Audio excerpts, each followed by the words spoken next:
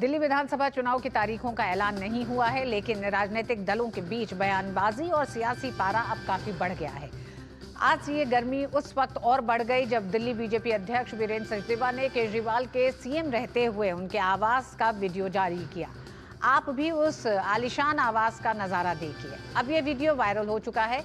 वीरेंद्र सचदेवा साफ कह रहे हैं कि केजरीवाल भ्रष्टाचार के प्रतीक है। भाजपा प्रवक्ता शहजाद पूनावाला ने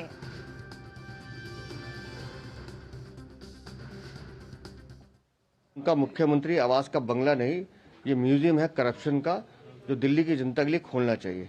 मैं चुनौती देता हूं अरविंद केजरीवाल, आप इस महल के दरवाजे खोलिए और दिल्ली की जनता को कहे कि आके देखो कैसे मैंने आपको बेवकूफ बना के अपनी अय्याशी का सामान जुटाया है। कौन मुख्यमंत्री ऐसा करता है जी कि मैं बंगला नहीं लूंगा, मैं गाड़ी नहीं लूंगा, मैं बच्चों के सर पे हाथ रख के कसम खा रहा हूं। और इस तरह की अय्याशी, ये जो जाकूजी बात बता रहे हैं, ये तो 5 स्टार होटल में भी नहीं होता। तो अरविंद केजरीवाल ने शराब की काली कमाई, जल बोर्ड का घोटाला या ये घोटालों की सरकार, पूरी आम आदमी पार्टी ने दिल्ली को शर्मसार करने का काम किया।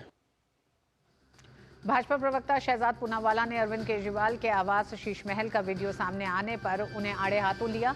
पूनावाला ने कहा कि खुद को आम आदमी कहने वाले केजरीवाल ने करीब 4 करोड़ का 7 स्टार बंगला बना लिया, वो भी तब जब पूरी दिल्ली कोरोना महामारी के बुरे दौर से गुजर रही थी। इतना ही नहीं, पूरी दिल्ली जल संकट से जूझ रही है, लेकिन केजरीवाल शाही स्नान लेते हैं। शीश महल मानसिकता वाले सुल्तान केजरीवाल का शाही स्नान का वीडियो है। एक तरफ तो दिल्ली की जनता को साफ पानी पीने के लिए नहीं मिलता, पर केजरीवाल जी विदेशी इक्विपमेंट से वो लैस था।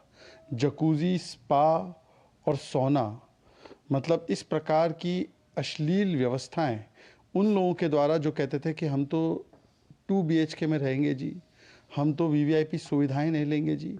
जो लोग स्वराज बोलकर आए वो शराब पे चले गए, जो अन्ना की उंगली पकड़ कर आए वो लालू पर चले गए, जो लोग छोटे घर में रहेंगे ये कहते थे वो बड़े शाही 150 करोड़ के एक शीश महल में चले गए, और उसमें टोटो का टॉयलेट, उसमें करोड़ों की वियतनामीज मार्बल, लाखों के पर्दे, और वो भी तब जब कोविड का कालखंड था, जब दिल्ली की जनता त्राहिमाम कर रही थी। और दिल्ली चुनाव से पहले अरविंद केजरीवाल पर भारतीय जनता पार्टी का ये बड़ा हमला कह सकते हैं। हालांकि केजरीवाल के शीश महल को लेकर कई सवाल उठते रहे हैं, पब्लिक में भी उठते रहे हैं, लेकिन इस वीडियो के साथ कुछ नए सवाल सामने आए हैं। निशांत राय हमारे साथ जुड़ गए हैं। निशांत, इस वीडियो ने क्या एक बार फिर उन तमाम सवालों को ताज़ा कर दिया है? हालांकि किसी का निजी घर, उद्योगपतियों का और मतलब बॉलीवुड के एक्टर एक्ट्रेसेस का बहुत बड़े बड़े घर होते, कोई सवाल नहीं उठता, लेकिन अरविंद केजरीवाल जो अपने आप को एक वैकल्पिक राजनीति के, आम आदमी की राजनीति करने वाले नेता बताते थे, उनका घर का वीडियो क्या कई सवाल खड़े करता है, या ये सिर्फ भारतीय जनता पार्टी का हमला है?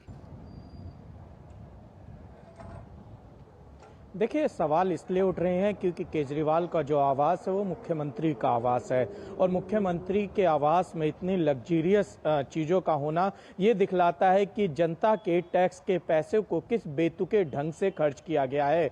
अरविंद केजरीवाल जब राजनीति में आए थे आंदोलन से, तो उन्होंने कहा था कि वो कोई भी बड़ा बंगला नहीं लेंगे, जो कि बीजेपी लगातार इस बात को दोहराती है, कांग्रेस भी इस बात को कहती है। और उन्होंने उस समय की तत्कालीन मुख्यमंत्री शीला दीक्षित के जो घरों में एसी लगे थे उस तक की संख्या प्रेस कॉन्फ्रेंस में बताई थी कि 10 एसी लगे हैं। आज जब अरविंद केजरीवाल पर सवाल उठ रहे हैं तो दिल्ली की जनता बिल्कुल यही बात कह रही है कि वो झूठ भी इतने सलीके से बोलता है कि उसकी बात माने या ना माने। शायद वसीम बरेलवी साहब ने जब ये शायरी लिखी होगी, उनको अंदाजा नहीं था कि राजनीतिक लोग भी कुछ इस तरीके से अपनी राजनीति को साधने के लिए झूठ का सहारा लेंगे। और अरविंद केजरीवाल जब आंदोलन से आए थे तो एक उम्मीद थी कि शायद अब वो राजनीति को बदलेंगे, और जिस तरीके से कांग्रेस और बीजेपी दोनों पर वो हमलावर होते थे, राजनेताओं की फाइल लेकर प्रेस कॉन्फ्रेंस किया करते थे, ऐसा लगता था कि दिल्ली में एक परिवर्तन की राजनीति की शुरुआत हो रही है, लेकिन जब अरविंद केजरीवाल का बंगले की कीमत सुनने में आती है तब ऐसा लगता है शायद अरविंद केजरीवाल को जो नैतिकता है उसके आधार पर अब आगे की बात करनी चाहिए, और जितनी बड़ी बड़ी बातें उन्होंने आंदोलन के दौरान कही थी शायद उनके साथियों को उनको याद दिलानी चाहिए। हालांकि चूंकि चुनाव का समय है तो राजनीतिक दलों के द्वारा तमाम तरह के आरोप एक दूसरे पर जरूर लगेंगे, लेकिन सवाल ये उठता है कि दिल्ली के मुख्यमंत्री अरविंद केजरीवाल को आखिर क्या जरूरत थी इतना बड़ा महंगा बंगला बनवाने की और उसमें जनता के टैक्स के पैसों से तमाम सुविधाओं को करने की। और इससे अलग एक बात कि दिल्ली की मुख्यमंत्री जब आतिशी बनी वो उस बंगले में शिफ्ट नहीं हुई, तो आखिर उस बंगले की ऐसी स्थिति क्यों बनी कि अब वो बंगला राजनीतिक रूप से अछूत हो गया, जिसका बड़ा कारण है कि वहाँ अनावश्यक खर्च किया गया। जी निशांत, इस वीडियो ने जरूर कुछ सवाल पैदा किए हैं, लेकिन क्या आपको लगता है कि अरविंद केजरीवाल और आम आदमी पार्टी, जहां एक तरफ चुनावों से पहले जो लगातार नामों की घोषणा हो रही है कि कईयों के टिकट बदले गए हैं जिसमें मनीष सिसोदिया की सीट भी बदली गई है, तो एक तरफ अपने कार्यकर्ताओं, अपने नेताओं का गुस्सा झेल रहे हैं अरविंद केजरीवाल, तो वहीं दूसरी तरफ इस तरह का वीडियो पूरी छवि पे कई सवाल खड़े कर रहा है ठीक चुनाव से पहले। देखिए बिल्कुल, क्योंकि अरविंद केजरीवाल की राजनीति ही नैतिकता की राजनीति रही है, और ऐसे में अरविंद केजरीवाल के ऊपर ठीक चुनाव से पहले इस तरीके का उनकी छवि पर डेंट लगना कहीं ना कहीं पूरी आम आदमी पार्टी के लिए नुकसानदेह। और जो तमाम कैंडिडेट जब चुनाव प्रचार में जनता के बीच जाएंगे तो हो सकता है कि जनता इन सवालों को उनसे पूछे। वहीं दूसरी तरफ आम आदमी पार्टी के कई नेताओं का चुनाव के समय पार्टी छोड़ना, चुनाव न लड़ने का ऐलान करना, ये दिखलाता है कि उनके ही नेताओं का उन पर भरोसा कम हो रहा है। और ऐसे में दिल्ली में जिन बातों को लेकर अरविंद केजरीवाल आए थे, खासकर जन लोकपाल बिल, जिसका वो नाम अब कभी नहीं लेते, और सत्ता में आने के बाद से उन्होंने उसको लेकर कोई काम भी करते नजर नहीं आए, तो इन सवालों को जनता जरूर पूछेगी। और देखने वाली बात यह होगी कि आम आदमी पार्टी इन बातों से कैसे बाहर निकल पाती है और जनता को किस तरीके से समझा पाती है।